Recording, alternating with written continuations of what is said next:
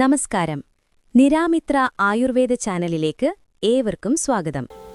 ശരീരത്തിലെ സന്ധികളിലുണ്ടാകുന്ന അസഹനീയമായ വേദനയും നീർക്കെട്ടും പലപ്പോഴും യൂറിക് ആസിഡ് വർദ്ധിക്കുന്നതിന്റെ ലക്ഷണമാകാം. പ്രത്യേകിച്ച് കാലിലെ പെരുവിരലിലോ ഉപ്പൂറ്റിയിലോ ഉണ്ടാകുന്ന വേദന നാം നിസ്സാരമായി കാണരുത്. രക്തത്തിൽ യൂറിക് ആസിഡ് കൂടുന്നത് വൃക്കകളുടെ ആരോഗ്യത്തെയും ബാധിച്ചേക്കാം. യൂറിക് ആസിഡ് കൂടുന്നത് എന്തുകൊണ്ടാണ്? ഭക്ഷണത്തിൽ എന്തൊക്കെ മാറ്റങ്ങൾ വരുത്തണം?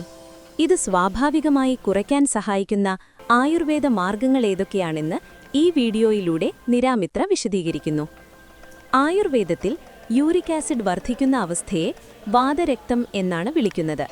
രക്തവും വാതദോഷവും ഒരുപോലെ അശുദ്ധമാകുമ്പോഴാണ് ഈ വേദന ഉണ്ടാകുന്നത്. പ്രധാന കാരണങ്ങൾ: ചുവന്ന ഇറച്ചി, അവയവമാംസങ്ങൾ എന്നിവയുടെ അമിത ഉപയോഗം, മദ്യപാനവും കൃത്രിമ മധുരമടങ്ങിയ പാനീയങ്ങളും, ആവശ്യത്തിന് വെള്ളം കുടിക്കാത്തത്, ഉഴുന്ന്, മത്സ്യം എന്നിവയുടെ അമിത ഉപയോഗം. യൂറിക് ആസിഡ് കുറയ്ക്കാൻ നിരാമിത്ര നിർദ്ദേശിക്കുന്ന ഫലപ്രദമായ വഴികളിതാ. തവിട് കളയാത്ത മട്ടയരിയും ഗോതമ്പും. ഭക്ഷണത്തിൽ പഴയ മട്ടയരിയോ ഗോതമ്പോ ഉൾപ്പെടുത്തുന്നത് യൂറിക് ആസിഡ് നിയന്ത്രിക്കാൻ സഹായിക്കും. മുതിര വേവിച്ച വെള്ളം കുടിക്കുന്നത് വളരെ നല്ലതാണ്. ഇത് വൃക്കകളെ ശുദ്ധീകരിക്കാൻ സഹായിക്കുന്നു. നെല്ലിക്ക. വിറ്റമിൻ സി അടങ്ങിയ നെല്ലിക്ക കഴിക്കുന്നത് രക്തത്തിലെ യൂറിക് ആസിഡ് കുറയ്ക്കാൻ സഹായിക്കുമെന്ന് പഠനങ്ങൾ പറയുന്നു. അമൃത്. വാതരക്തത്തിന് ആയുർവേദം നിർദ്ദേശിക്കുന്ന ഏറ്റവും മികച്ച ഔഷധമാണ് അമൃത്. അമൃതിന്റെ നീരോ കഷായമോ കഴിക്കുന്നത് സന്ധികളിലെ നീർക്കെട്ടും വേദനയും കുറയ്ക്കും.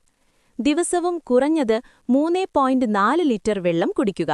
ഇത് യൂറിക് ആസിഡിനെ മൂത്രത്തിലൂടെ പുറന്തള്ളാൻ സഹായിക്കും. കരിപ്പട്ടി അല്ലെങ്കിൽ ശർക്കര ഉപയോഗിക്കുന്നത് പഞ്ചസാരയേക്കാൾ നല്ലതാണ്. കൃത്യമായ ഭക്ഷണ നിയന്ത്രണത്തിലൂടെ യൂറിക് ആസിഡ് പൂർണ്ണമായും നിയന്ത്രിക്കാൻ സാധിക്കും. ശ്രദ്ധിക്കുക: സന്ധികളിൽ കഠിനമായ പഴുപ്പോ നീർക്കെട്ടോ ഉള്ളവർ സ്വയം ചികിത്സ ഒഴിവാക്കി ഒരു ആയുർവേദ ഡോക്ടറെ കണ്ട് പിണ്ടതൈലം പോലുള്ള ഔഷധങ്ങൾ ഉപയോഗിക്കേണ്ടതാണ്. ഈ വീഡിയോ ഉപകാരപ്പെട്ടെങ്കിൽ ലൈക്ക് ചെയ്യുക. കൂടുതൽ ആരോഗ്യ അറിവുകൾക്കായി നിരാമിത്ര സബ്സ്ക്രൈബ് ചെയ്യുക.